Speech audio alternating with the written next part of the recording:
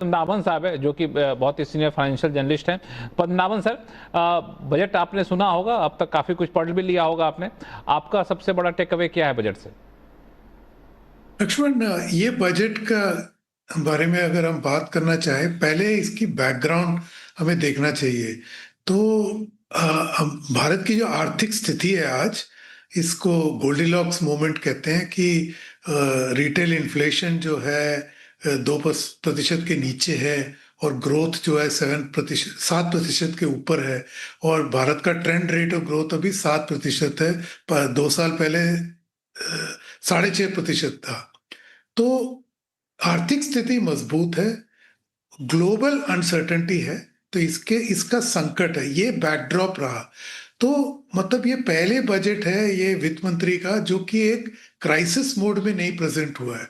तो और इसको एक लॉन्ग हॉल बजट, दूरदर्शी बजट की तरफ से देखना चाहिए। तो इसीलिए मार्केट्स और बजट स्पीच में जो फर्क रहा है, मेरे हिसाब से इसीलिए रहा है क्योंकि दोनों के पर्सपेक्टिव अलग हैं।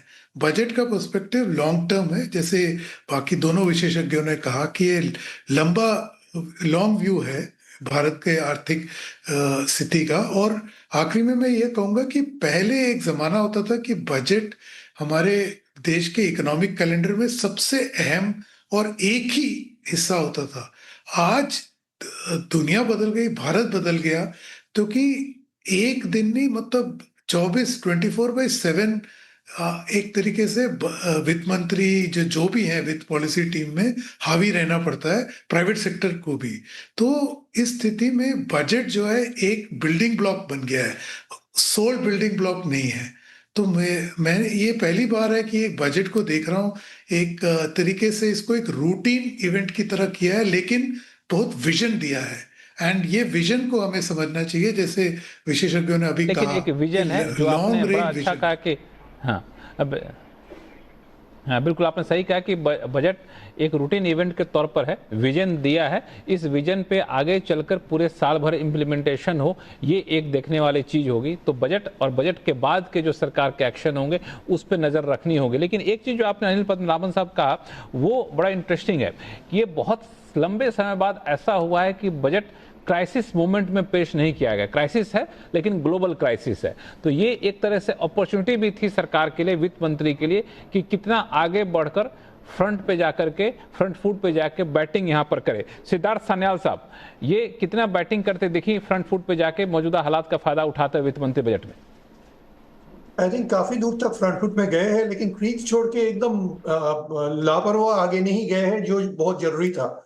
सो I think it's a very balanced budget that way, क्योंकि जो फिस्कल डिसिप्लिन जो गवर्नमेंट का ट्रेडमार्क रहा है for the last several years, I think they have continued with that. That's a very very good positive takeaway.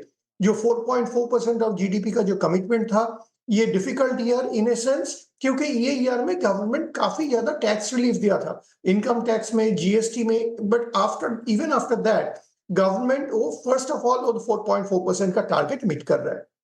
जो discussions हुआ है उसके साथ मैं एक और दो पॉइंट और ऐड करना चाहूंगा कि हम लोग को इस बजट में एक चीज दो चार फ्यूचर रेडी सेक्टर्स में काफी ज्यादा इंटरेस्ट दिखाया है। For example semiconductors, for example something around rare earth material, ये सब एरिया में काफी ज्यादा फ्यूचर इन्वेस्टमेंट का इंटेंशन गवर्नमेंट दिखाया है, which is a very very positive and much required initiative. Also, while she has been saying all these things, I'm very happy to say that बहुत अच्छा focus in general financial inclusion में भी रहा है ये budget में, which is a very very heartening thing to say. So मेरा हिसाब से ये काफी इंटरेस्टिंग बैलेंसिंग एक्ट था, and overall it has been a pretty decent performance on the part of the budget and finance minister. हालांकि जो दोनों तीनों पॉइंट आपने उठाया सिद्धार्थ सान्याल साहब, उस पर मैं आगे चलकर डिटेल में आऊंगा। लेकिन अभी हमारे साथ हैं बीएमडब्ल्यू इंडिया के सीईओ और प्रेसिडेंट हरदीप बराड़ साहब। हरदीप जी, इस बजट को एक कॉरपोरेट के तौर पर आप कैसे देख रहे हैं, क्योंकि सबसे बड़ा कंसर्न ये था बजट से पहले कि प्राइवेट इन्वेस्टमेंट कैसे आएगा, क्योंकि सरकार तो अपने एक्सपेंडिचर को बढ़ाया जा रही थी, प्राइवेट इन्वेस्टमेंट नहीं आ रहा था, इन्वेस्टर्स का भरोसा नहीं आ रहा था, डिमांड क्रिएट करने का माहौल नहीं बन पा रहा था जो एक इंडस्ट्री, एक कंपनी चाहती है। उस लिहाज से इस बजट को आप देखें तो कैसा लगा आपको? देखिए, जैसे कि सब पैनलिस्ट और विशेषज्ञों ने बोला है कि बहुत बैलेंस बजट रहा है। उसी मामले में अगर मैं ऑटोमोटिव इंडस्ट्री देखता हूं तो इंडियन सेमीकंडक्टर मिशन 2.0 जो कि लॉन्च करा गया है, यहाँ पे जो एलोकेशन है वो 29,000 करोड़ से बढ़ के 40,000 करोड़ बढ़ा दी है, जो कि बहुत इंपॉर्टेंट है। जैसे आपको मालूम होगा कि जब सेमीकंडक्टर का क्राइसिस आया था कोविड के बाद, वो 2-3 साल लगातार चल रहा था, और अगर वैसी स्थिति फिर से आती है तो गाड़ियों की प्राइस कीमतें बहुत बढ़ने के चांसेस हैं, क्योंकि सेमीकंडक्टर अब, क्योंकि जितनी गाड़ी ऑटोनोमस मोड में जा रही है, जितने ज़्यादा इलेक्ट्रॉनिक कंपोनेंट आ रहे हैं, उसमें सेमीकंडक्टर की ज़रूरत बढ़ती जा रही है। तो इसको मद्देनज़र रखते हुए अगर हमारी जो सेल्फ रिलायंस सेमीकंडक्टर्स पे नहीं रहेगी, तो कोई भी ग्लोबल इशू आएगा तो उसमें सेमीकंडक्टर की कॉस्ट बढ़ेगी, जिससे गाड़ियों की कॉस्ट बढ़ेगी। तो उसके ऊपर जो फोकस डाला है, एलोकेशन इंक्रीज करी है, आई थिंक वो बहुत ही बड़ा एक महत्वपूर्ण कदम उठाया है सरकार ने। दूसरा, रियर अर्थ परमानेंट मैग्नेट्स, जो कि हमें मालूम है कि कुछ कंट्रीज हैं जहाँ पे इसका बहुत ज़्यादा कंसंट्रेशन है, उसको भी ब्रेक करना बहुत ज़रूरी था। इसलिए जो डेडिकेटेड कॉरिडोर्स अनाउंस करे हैं गवर्नमेंट ने, उड़ीसा, केरला, आंध्र प्रदेश और तमिलनाडु में, वो भी एक बहुत महत्वपूर्ण कदम उठाया है गवर्नमेंट ने।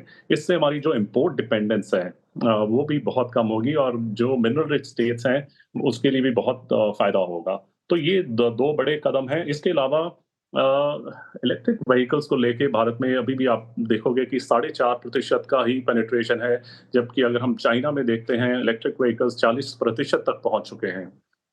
इसका एक कारण ये भी है कि हमारी जो चार्जिंग इंफ्रास्ट्रक्चर है उसमें अभी उस लेवल तक नहीं पहुंचा है। अगर हम ये सारे डेवलप कंट्रीज देखते हैं, वहाँ पे चार्जर की जो रेशियो है वो हर एक 20 गाड़ी के पीछे एक चार्जर है, जबकि इंडिया में हमारे पास तकरीबन 250 गाड़ी के पीछे एक चार्जर है। तो वो भी एक कारण है कि जो ईवीज हैं इतनी पेस पे नहीं बढ़ पा रही हैं। तो इसमें जो 670 करोड़ रुपीस का इन्वेस्टमेंट है, आई थिंक वो भी हमारे चार्जिंग इंफ्रास्ट्रक्चर को बढ़ाएगा, जिससे कि इलेक्ट्रिक व्हीकल्स को बहुत बेनिफिट होने वाला है। इसके अलावा आई थिंक बाकी सब लोगों ने बोला है कि जो इंफ्रास्ट्रक्चर में इन्वेस्टमेंट हुआ है, टियर 2 टियर 3 सिटी डेवलपमेंट है, उसमें भी आई थिंक ऑटो इंडस्ट्री को बहुत बेनिफिट होने वाला है। मैं बाकी मेहमानों के पास जाऊं, हरदीप साहब, उसमें से एक सवाल और आपसे पूछूं, डिमांड क्रिएट करने में ये बजट कितना कामयाब होगा, आपका क्या असेसमेंट है?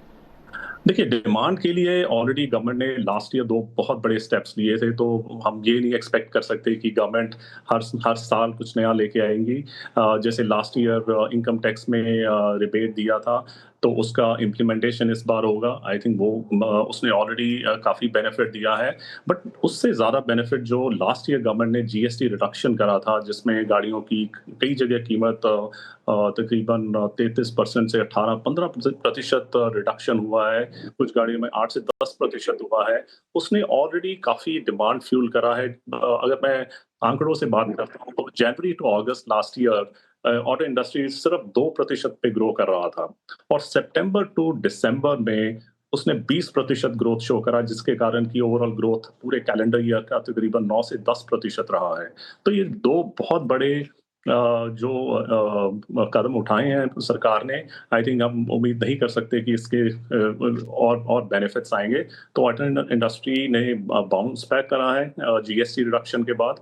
तो आई थिंक इन दोनों को इम्प्लीमेंट करा जाए तो आई थिंक और बेनिफिट रहेगा। इसके अलावा आपने सुना होगा EU FTA के बारे में, हालांकि अभी वो 2 साल दूर है, इतनी जल्दी इम्प्लीमेंटेशन नहीं होने वाला, उससे भी कुछ बेनिफिट आएगा, और मेरे ख्याल से वो एक्सपोर्ट्स के लिए एक बहुत ही बढ़िया EU FTA रहेगा फ्यूचर में जाके।